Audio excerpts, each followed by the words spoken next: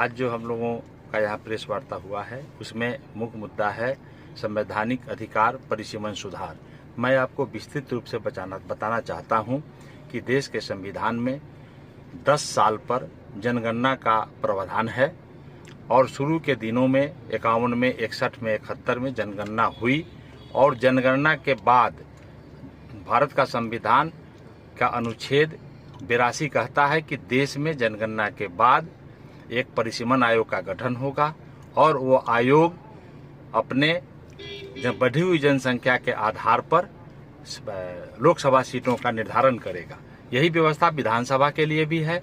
170 अनुच्छेद कहता है कि जो जनसंख्या 10 साल के बाद आएगा उसके वृद्धि के लिए यहाँ पर आयोग बनेगा और वो भी विधानसभा की सीटों की व्याख्या करेगा, बढ़ाया जाएगा। ऐसा हुआ भी है। हुआ ऐसे है कि 1951 की जनगणना के आधार पर भारत में 494 लोकसभा सीटों का निर्धारण हुआ। जब 61 में जनगणना हुई तो बढ़ी हुई जनसंख्या के आधार पर सीटों को जब बढ़ाया गया तो 552 हुआ। 1971 के जनगणना में ये बढ़कर के 543 हो गया। लेकिन इमरजेंसी में वर्तमान सरकार की मुखिया इंदिरा गांधी ने इसको 25 वर्षों के लिए फ्रीज कर दिया। वही बात फिर 2001 में फ्रीज होकर के 2026 में फिर यह जो फ्रीज हो रहा है इसकी समाप्ति हो रही है।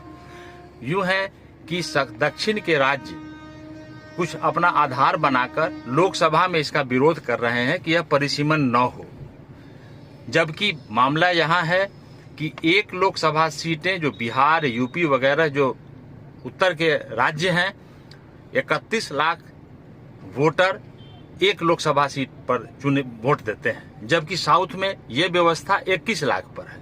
मैं यह कहना चाहता हूं कि संविधान के मूल प्रस्तावना में एक बात कही गई है उस समय कि एक व्यक्ति एक वोट और एक मूल्य।